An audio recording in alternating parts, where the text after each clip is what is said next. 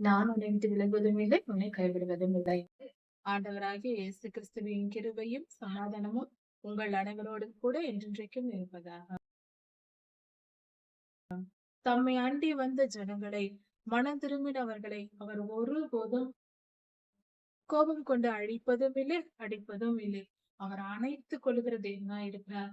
அவர் அரவணைக்கும் தேவன், அன்பு நிறைந்தவர்.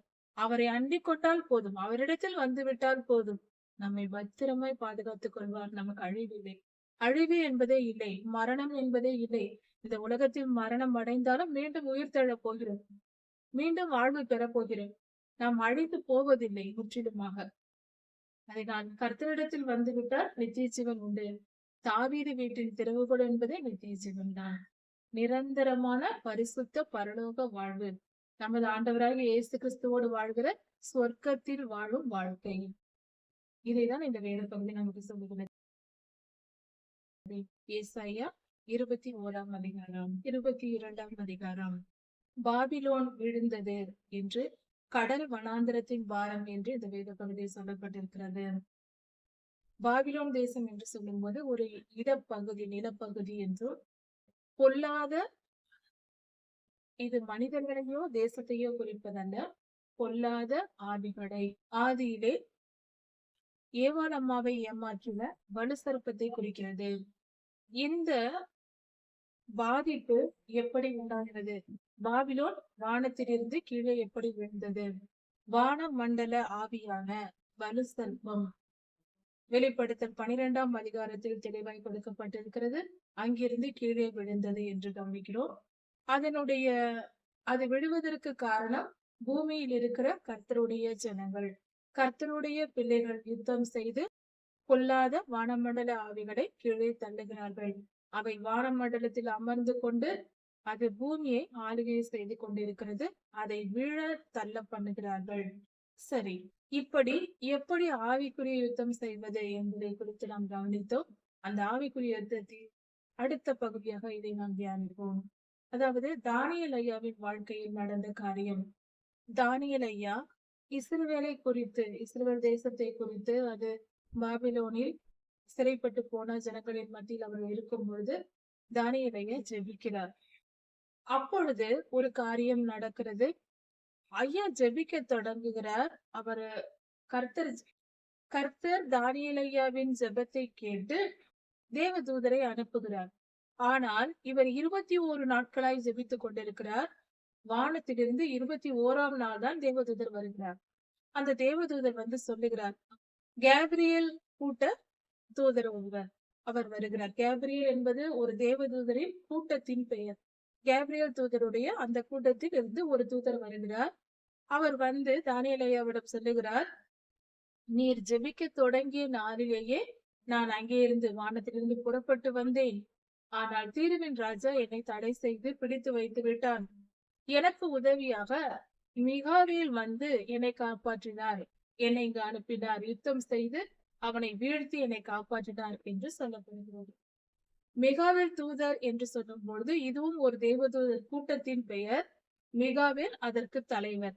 அந்த மிகாவேல் என்பவர் யுத்த வீரர், யுத்தம் செய்கிற தூதர் கூட்டம்.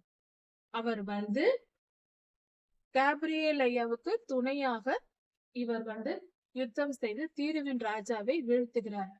வான மண்டலத்தில் யுத்தம் நடப்பது உண்மை என்றும் இந்த வேத பகுதியில் நாம் புரிந்து கொள்கிறோம். அது மிகாவேல் தூதரால் செய்யப்படுகிறது என்றும் இந்த இடத்தில் தெரிகிறது. தானியேல் ஐயா அப்பொழுது இங்கு ஜெபித்துக் கொண்டிருந்தார் பூமியிலிருந்து என்றும் தெரிகிறது. அதன் பின்பு யுத்தம் முடிந்து அந்த யுத்தத்தில் வெற்றி பெற்ற பின்புதான் கேப்ரியேல் தூதனையா வந்து கீழே வந்து இவருக்கு தானியேல் ஐயாவுக்கு கொடுக்கிறார். இதில் கவனித்து பார்ப்போம். ஆவிக்குரிய யுத்தத்தில் மிக தெளிவான வெளிப்பாடு இங்கு சொல்லப்பட்டிருக்கிறது. இதை அப்படியே வெளிப்படுத்தல் 12ஆம் அதிகாரத்திலும் இதே போன்ற சம்பவம் கொடுக்கப்பட்டிருக்கிறது. வலுசர்ப்பத்தை எதிர்த்து கர்த்தருடைய பரிசுத்தவான்கள் ஆண்டவராகிய இயேசு கிறிஸ்துவின் இரத்தத்தினாலும் அவருடைய நாமத்தினாலும் வேத வசனத்தினாலும் அவர்களை ஜெயித்தார்கள்.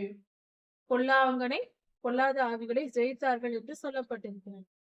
இதுதான் ஆவிக்குரிய யுத்தம். இந்த பூமியில் இருந்து தானியேல் ஐயாவை போல நாம் யுத்த ஜெபம் செய்ய வேண்டும். நாம் செய்யும் பொழுது நம்முடைய கட்டளையின் நிமித்தமாக நம்மிடம் கட்டளை பெற்று, ஏனென்றால் இந்த பூமியின் அதிகாரி நாம். கர்த்தர் நம்மிடம் அல்லவா கொடுத்திருந்தார். அதனால் நாம் தான் இந்த பூமிக்கு அதிகாரி. இந்த பூமியில் ஏதாவது நடக்க வேண்டும் என்றால் நாம் தான் கட்டளை கொடுக்க வேண்டும். தேவதூதர்கள் நாம் கட்டளை கொடுத்தால் தான் செய்வார்கள். இப்படி ஒரு புரோட்டோகாலை ஆண்டவர் ஏற்படுத்தி வைத்திருக்கிறார். அப்படி இருக்க மிகாவேல் தூதன் வந்து வேலை செய்வார். அதாவது யுத்தம் செய்வார் பொல்லாத ஆவிகளை. யுத்தம் செய்து அவனை வீழ்த்தி அதன் பின்பு காரியங்கள் நடைபெறும். இப்படி தொடர்ச்சியாக தினந்தோறும் பொல்லாத ஆவிகள் பூமியை தாக்கிக் கொண்டே இருக்கின்றன. இந்த பூமியில் இருக்கிற கர்த்தருடைய ஜனம் அந்த பொல்லாப்புக்கு எதிர்த்து யுத்தம் செய்து கொண்டே இருக்கிறது. இந்த யுத்தம் நடந்து கொண்டே இருக்கிறது. யுத்த களத்தில் பொல்லாங்கன் முற்றிலும் அழியும் வரைக்கும் யுத்தம் இருந்து கொண்டே இருக்கும். நீதிமான்கள் பரிசுத்தவான்கள் யுத்தம் செய்து கொண்டுதான் இருக்க வேண்டும். அந்த யுத்தம் வந்து தொடர்ச்சியாக வருவதற்கு காரணம் இன்னும் நாம் வீழ்த்தாமல் இருப்பதுதான். அதற்கேற்ற காரியங்களை நாம் செய்ய வேண்டும். பூமியில் யுத்த வீரர்கள் எழுப்ப வேண்டும். முதலில் யுத்தம் செய்வதற்கு மனிதனுக்கு தகுதி இருக்கிறது. எப்படிப்பட்ட தகுதி இருந்தால் ஆவிக்குரிய யுத்தம் செய்ய முடியும்? முதல் தகுதி என்பது கர்த்தரிடத்தில் அன்பு கூர்ந்து அவரை விசுவாசிக்க வேண்டும். கர்த்தருடைய கட்டளைகளையும் கற்பனைகளையும் கை கொண்டு நடக்க வேண்டும். உண்மையாய் கர்த்தரிடத்தில் அன்புள்ளவர்களாய் இருக்க வேண்டும். அன்பின் வெளிப்பாடு கீழ்ப்படிதல். கர்த்தருக்கு கீழ்ப்படுகிறவர்களாய் இருக்க வேண்டும். இப்படி இருந்தால் கர்த்தர் நமக்கு அபிஷேகத்தை தருவார். அவ்வளவுதான், சுலபம்தான். கர்த்தரிடத்தில் அன்பு கூர்ந்து அவர் கட்டளைகளையும் கற்பனைகளையும் கை கொண்டு நடக்க வேண்டும். உண்மையான அன்பு அங்குதான் வெளிப்படும், கீழ்ப்படிதலில் தான். சரி, அப்படி நாம் கீழ்ப்படிந்து நடக்கும் பொழுது கர்த்தர் நமக்கு அபிஷேகம் பண்ணுவார். அபிஷேகத்தை கொடுத்து நமக்கான தேவ தூதர்களை அவர் கொடுப்பார். அந்த தேவ தூதர்கள் நாம் ஜெபிக்கும் பொழுது நம்மிடத்திலிருந்து கட்டளை வந்த உடனே அவர் அந்த தூதர்கள் போய் பொல்லாத ஆவி பிடித்து கட்டி பாதாளத்தில் அடைப்பார்கள். இதுதான் நடக்கும். அப்படி என்றால் நாம் யுத்தம் செய்ய வேண்டும். முதலில் ஆயத்தப்பட வேண்டும். கர்த்தரிடத்தில் விசுவாசம் உள்ளவர்களாய் அவரிடத்தில் அன்பு கூர்ந்து நாம் கீழ்ப்படிந்து நடக்க வேண்டும். நம் வாழ்க்கை பரிசுத்தமாக வேண்டும். நம்மிடத்திலேயே நமக்குள்ளேயே சாத்தானை வைத்துக் கொண்டு நாம் சாத்தானை யுத்தம் செய்ய முடியாது. உதாரணத்திற்கு நாம் எதிரி நாட்டோடு யுத்தம் செய்ய போகிறோம் என்று வைத்துக் கொள்வோம். நாம் அந்த தேசத்தின் ஜனமாய் இருந்தால் இந்த தேசத்திலிருந்து அவனுக்கு விரோதமாய் யுத்தம் செய்ய போக முடியுமா? முடியாது. நம்முடைய தேசத்திற்காக நாம் யுத்தம் செய்ய வேண்டும் என்றால் முதல் தகுதி நாம் நம்முடைய தேசத்தின் மனிதராய் இருக்க வேண்டும் அல்லவா? அது போல எதிரியின் மக்களை கொண்டு வந்து நமக்காக யுத்தம் செய்ய சொன்னால் அவர்கள் எப்படி செய்வார்கள்? அது போல முதலில் நாம் பரிசுத்த வாழ்வு வாழ வேண்டும். கர்த்தருக்கு பிரியமாய் வேதாகமம் முழுவதும் வாசித்து ஜெபித்து கர்த்தருக்கு பரிசுத்தமாய் மாற வேண்டும். கர்த்தரால் அபிஷேகம் பெற வேண்டும். ஞானஸ்தானம் பெற வேண்டும். அபிஷேகம் பெற வேண்டும். கர்த்தரால் அபிஷேகம் பண்ணப்பட்ட ஊழியக்காரராய் இருக்க வேண்டும். கர்த்தருடைய அபிஷேகம் இருக்க வேண்டும். ஊழியக்காரர்கள் என்றால் ஒரு 10 பேர் நம்மை பாராட்டி விட்டால் நம்முடைய பிரசங்கத்தை கேட்டு நாம் ஊழியக்காரர் என்றோ, மனிதர்கள் நம்மை ஏற்றுக்கொண்டால் ஊழியக்காரர்கள் என்றோ பொருள்படாது. கர்த்தர் அபிஷேகம் பண்ண வேண்டும். அவர்களே கர்த்தருடைய ஊழியக்காரர்கள். அப்படி கர்த்தருடைய அபிஷேகத்தை பெற்று அவருடைய அழைப்பை பெற்று அபிஷேகம் பெற்று அவருக்கு பரிசுத்தமாய் வாழ்ந்து நாம் யுத்தம் செய்கிறவர்களாய் இருக்க வேண்டும். அதற்கேற்ற தகுதி நிலையை அடைய வேண்டும். கர்த்தரை தேட வேண்டும். கர்த்தரை சேர வேண்டும். அது கடினமான காரியம் என்று நினைக்க வேண்டாம். உண்மையான அன்பு மட்டும் போதும். சுலபமாக கர்த்தரிடம் செல்லலாம். அவர் நல்ல மனதை தான் எதிர்பார்க்கிறார். கர்த்தர் நம்மை பரிசுத்தப்படுத்துவார். இன்ப துன்பங்கள் வரதான் செய்யும். இன்பமும் வரும், துன்பமும் வரும். ஆனால் அது எதுவும் நம்மை அதிகமாய் பாதிக்காது, பாதிக்கவும் கூடாது. கர்த்தர் நம்மை அன்பாய் மிகவும் கனிவாய் நம்மை வழி நடத்துவார். கர்த்தருடைய அன்பு மிகவும் பெரியது. கர்த்தரிடத்தில் நாம் பயந்து கீழ்ப்படித்து நடக்க வேண்டும் என்றாலும் அவர் அன்புள்ள தெய்வம். அவர் நம்மை அன்பாய் வழி நடத்துவார். நம்மை கடினமாய் நடத்த மாட்டார். நாம் துன்பத்தின் பாதையில் நடக்கும் பொழுது அவர் நம்முடனே கூட இருந்து ஆறுதல் தந்து ஆற்றி தேற்றி நம்மை பத்திரமாய் காப்பாற்றி நாம் மனமுடைந்து போகாதபடிக்கு நாம் பாடுபடாதபடிக்கு நம்மை அரவணைத்து கண்மணி போல நம்மை காப்பாற்றி வழிநடத்தி போவார். அவர் நீதி நம்மிடத்தில் விளங்கப்படுவார். ஆனாலும் அவருடைய கிருபை நம்முடன் கூடவே இருக்கும். அவர் மிகவும் நல்லவர். அவர் மிக மிக நல்லவர். அவர் அன்பு மகா பெரியது. நாம் கர்த்தருடைய சந்ததியில் சேருவதற்கு, அதாவது அவருடைய பிள்ளைகளாக, அவருடைய ஜனமாக மாறி வாழ்வது என்பது சுகமான அனுபவமே. பாடுகள் உண்டு, துன்பங்கள் உண்டு என்று சொல்லுவோம், உண்மையதான். அதை சொல்லும் பொழுது உடனே அது பயங்கரமா இருக்குமோ என்று நினைக்க வேண்டாம். அந்த பாடுகளின் மத்தியில் அவரின் அன்பு எப்படி விளங்கும் தெரியுமா? அது மிகவும் பெரியது. அவர் எவ்வளவு அன்புள்ளவர் என்பதை நம் பாடுகளின் மத்தியில் தான் கர்த்தரை குறித்து தெரிந்து கொள்ள முடியும். நாம் சந்தோஷமாய் இருக்கும் போது கர்த்தரை அறிந்து கொள்வதை காட்டிலும் நம் துன்பத்தின் மத்தியில் அவர் அரவணைத்து தேற்றுகிற அன்பு இருக்கிறதே, அதற்காக எத்தனை துன்பங்கள் வேண்டும் என்றாலும் அனுபவித்துக் கொண்டே இருக்கலாம் என்று தோன்றும். ஏனென்றால் அவருடைய அரவணைப்பு கிடைக்குமே. அந்த அளவுக்கு அன்பான தெய்வமாம். மிகவும் கனிவாய் நம்மை நடத்துவார். எந்த சூழ்நிலையிலேயும் கர்த்தருடைய நீதி மாறாது. அவர் நீதியின் சூரியனாயிருந்து எல்லாவற்றையும் நீதியோடு நியாயம் தீர்ப்பார். துன்மார்க்கருக்கும் நீதியை நிறைவேற்றுவார். கர்த்தருடைய ஜனமாகிய நாம் தவறு செய்யும் போதும் நீதியை நிறைவேற்றுவார். இல்லை என்று சொல்லவில்லை, நிச்சயம் நீதி செய்வார். ஆனால் அதே சமயத்தில் தம்முடைய ஜனங்களின் மேல் கிருபை கொண்டு அன்பு கொண்டு காப்பாற்ற அறிந்தவராய் இருக்கிறார். நாம் மனம் திரும்பிய பின்பு, மனம் திரும்பி அவரை அண்டிக் கொண்டு நாம் நம்மை தாழ்த்தி அவரிடம் சேரும் பொழுது அப்படியே அரவணைத்து விடுவார். அப்படியே நம்மை சேர்த்துக் கொள்வார், நம்மை மன்னிப்பார். நம் மேல் இருக்கிற கரைகளை மென்மையாய் அகற்றி விடுவார். இப்படி என்றால் நாம் பாவம் செய்திருப்போம், அதனால் நீதி நிமித்தம் ஒரு துன்பம் நமக்கு வர வேண்டும். நிச்சயம் அந்த தண்டனை காட்டவர் கொடுப்பார். அது அவருடைய நீதி, நியாயம். அவர் நீதியின் சூரியன், அவர் நிச்சயம் தருவார். ஆனால் அதே சமயத்தில் அந்த துன்பத்தின் நேரத்தில் நாம் அருகிலேயே இருப்பார். நம்மை சுமந்து கொள்வார். நாம் நடக்க முடியாமல் தத்தளிப்போம். அந்த துன்பம் காலில் வலி இருக்கிறது என்று வைத்துக் கொள்வோம், நம்மால் நடக்க முடியவில்லை. அந்த பாதையில் நாம் கடந்துதான் போக வேண்டும். நாம் சிறு பிள்ளையா இருக்கும் போது நம் பெற்றோர்கள் செய்வார்கள் அல்லவா?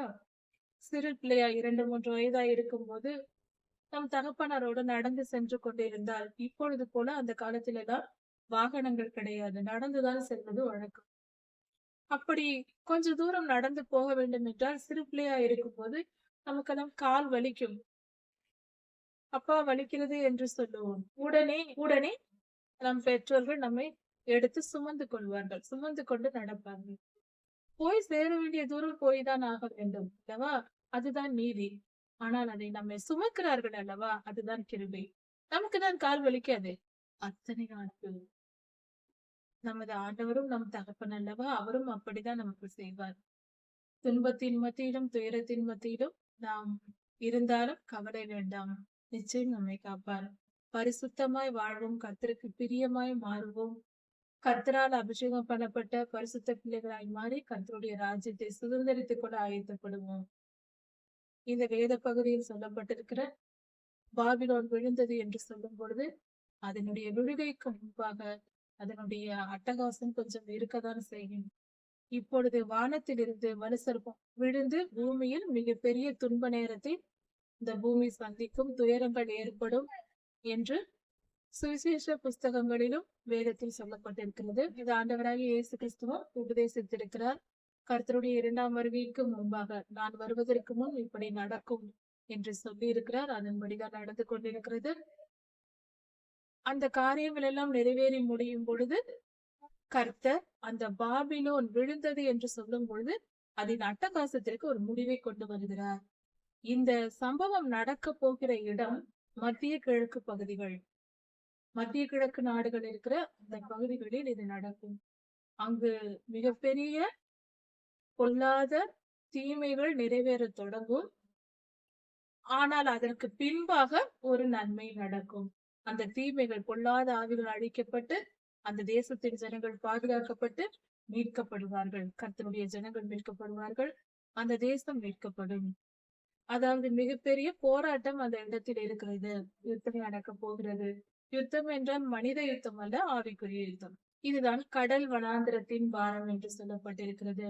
அதற்கு அடுத்தது தூமாவின் பாரம், அரபியா தேசத்தின் பாரம், இப்படி இந்த இடங்களிலெல்லாம் மிகப்பெரிய தீமைகள் நடக்கும். அதையெல்லாம் கர்த்தர் அழித்து போட்டு ஜனங்களை காப்பாற்றுவார் என்று. அதாவது தீமையை அழிப்பார் கர்த்தர், ஜனங்களை விடுதலை ஆக்குவார்.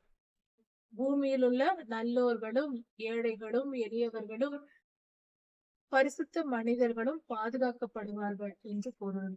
கர்த்தருடைய ஜனங்கள் பாதுகாக்கப்படுவார்கள், பொது ஜனங்கள் பாதுகாக்கப்படுகிறார்கள், தீயவர்களே அழிக்கப்படுவார்கள். திருந்தவே மாட்டார்கள் என்ற நிலையில் இருக்கிற முழுமையான துன்மார்க்கர், துன்மார்க்கத்தில் முழுமை அடைந்தவர்கள், இவர்கள் திருந்தவே மாட்டார்கள் என்ற நிலையில் இருக்கிற ஜனங்களை கர்த்தர் அழித்து போடுவார். ஏனென்றால் அவர்களை தான் இந்த பாபிலோனின் ஆவி பிடித்திருக்கும்.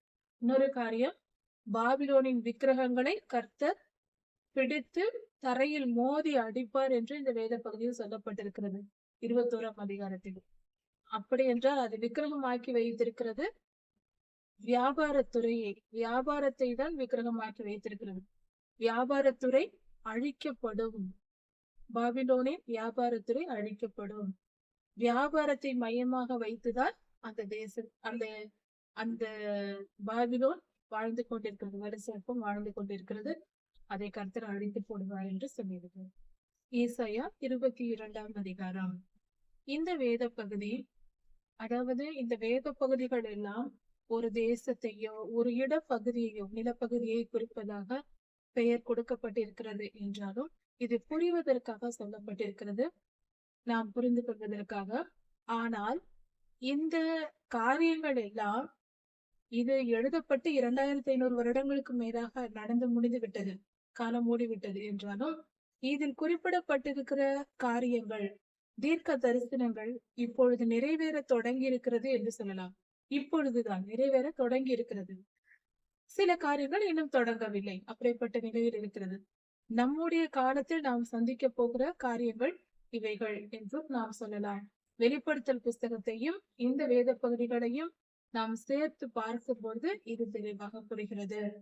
இந்த ஏசாயா 22ஆம் அதிகாரத்தை பொறுத்தவரைக்கும் கர்த்தர் தம்முடைய ஜனங்களை குறித்து மனவேதனையாக சில காரியங்கள் பேசுகிறார். கர்த்தரை கவனிக்காமலும் மறந்து போனார்கள்.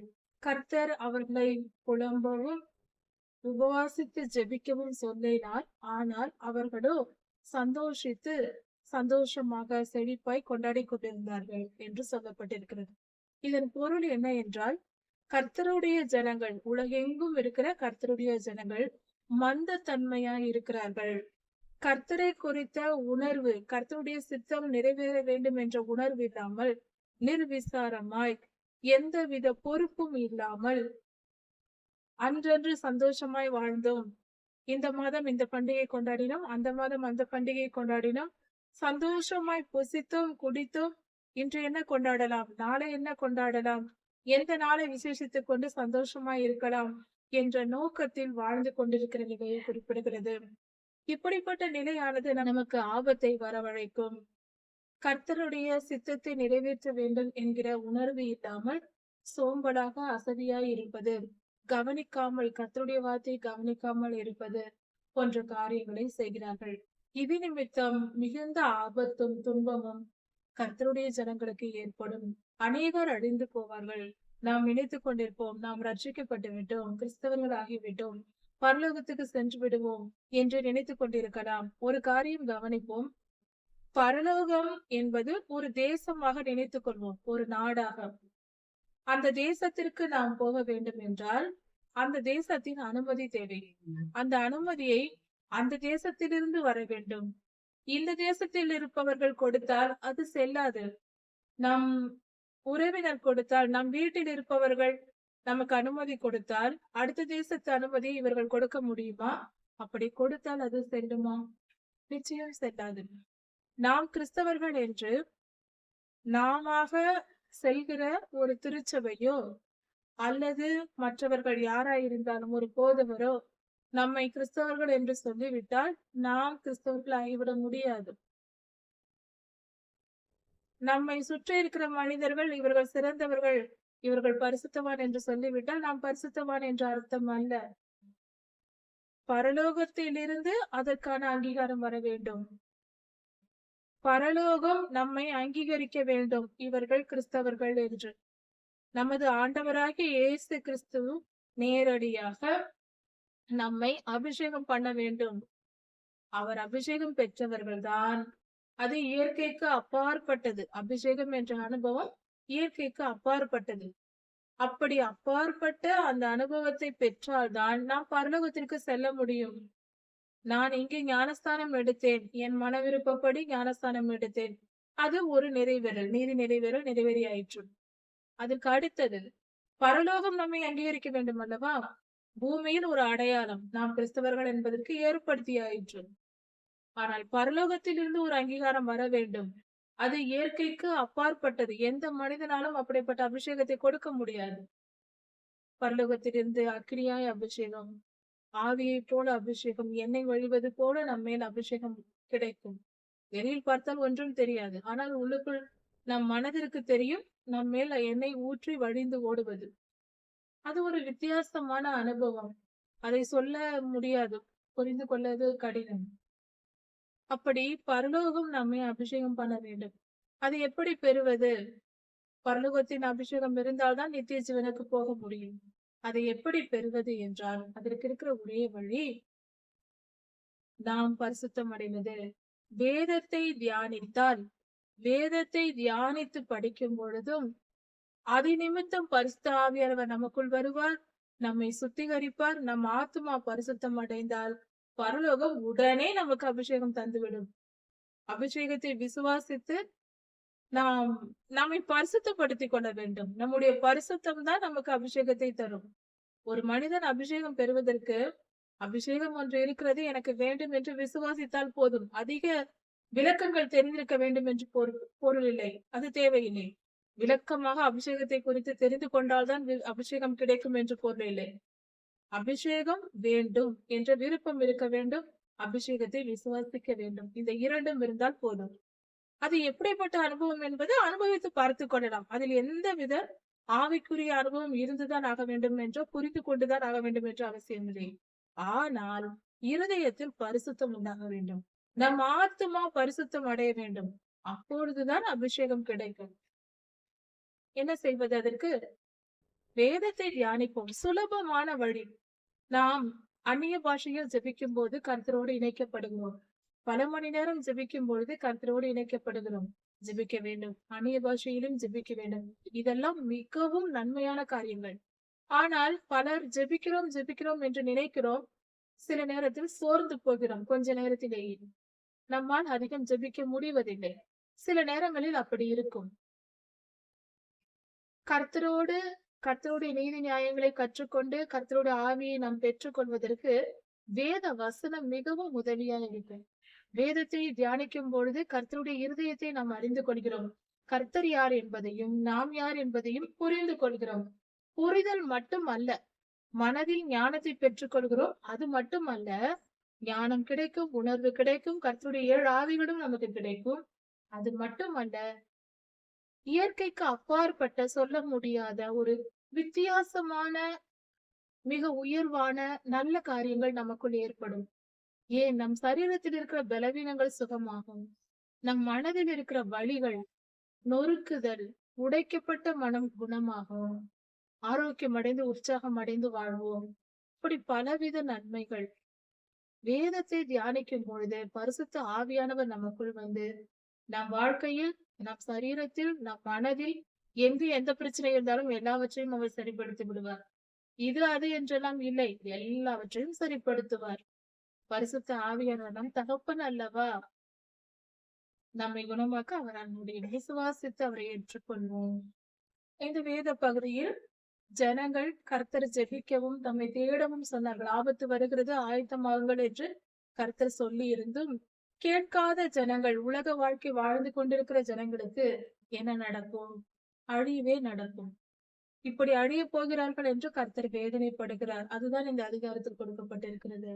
இப்படி ஜனங்கள் அழிக்கப்படும் பொழுது, அதாவது ஜனங்கள் ஆபத்தை உணராமல் மந்தமாய் இருக்கும் பொழுது, ஆண்டவராக இயேசு கிறிஸ்துவின் பிறப்பை குறித்து இந்த இடத்தில் சொல்லப்பட்டிருக்கிறது. ஏசாயா 22 20, 21, 22 வசனங்களில் ஆண்டவராகிய இயேசு கிறிஸ்துவின் பிறப்பும் அவர் பூட்டியதை யாராலும் திறக்க முடியாது, அவர் திறந்தால் யாரும் அதை பூட்ட முடியாது. அப்படி என்றால் சகல வல்லமையையும் பெற்றவராய், ஆவியின் மண்டலத்தில் ஆவிக்குரிய காரியங்களில் சகல வல்லமையையும் பெற்றவராய் ஆண்டவராகிய இயேசு கிறிஸ்து பிறப்பார். அவர் ஊழியம் செய்வார். எலியாக்கிம் எனும் என் ஊழியக்காரன் என்று சொல்லப்பட்டிருக்கிறது. ஆண்டவராகிய இயேசு கிறிஸ்துவுக்கு உவமையாக எலியாக்கிமை சொல்லப்பட்டிருக்கிறது. அப்படி என்றால் ஆண்டவராகிய இயேசு கிறிஸ்துவின் பிறப்பை குறித்துதான் இந்த இடத்தில் சொல்லி இருக்கிறது. அவர் மகிமையோடு, ஆண்டவராகிய இயேசு கிறிஸ்து இந்த பூமியில் பிறந்து அவர் மகிமையோடு செயல்படுவார். அவர் புகழ் என்றென்றும் நிறைத்திருக்கும் என்று சொல்லப்பட்டிருக்கிறது. அவருடைய செயல்கள், அவர் வல்லமையாய் செயல்படுவார். இந்த துன்பத்திலிருந்து ஜனங்களை மீட்டுக் கொள்வார். அவர் ரட்சிப்பார் என்றே சொல்லப்பட்டிருக்கிறது. தாவீதின் வீட்டினுடைய திறவுகோலை அவர் தோளின் மேல் வைப்பேன் என்று சொல்லப்பட்டிருக்கிறது. தாவீது ராஜாவின் வீட்டின் திறவுகோல் என்றால், தாவீது ராஜா கர்த்தருடைய ஜனத்திற்கு உதாரணமாய் இருக்கிறார். அவருடைய வீட்டின் திறவுகோல் என்றால் பரலோகத்தின் வாசலின் திறவுகோல்.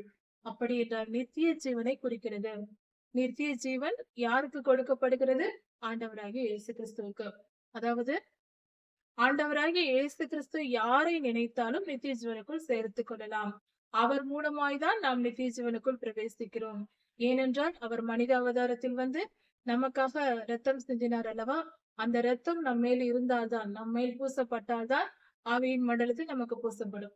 அப்படி ஆண்டவராகிய இயேசு கிறிஸ்துவை நாம் விசுவாசித்து ஏற்றுக்கொள்ளும் போது அவர் தம்முடைய ரத்தத்தை நம்ம மேல் தெளிப்பார்.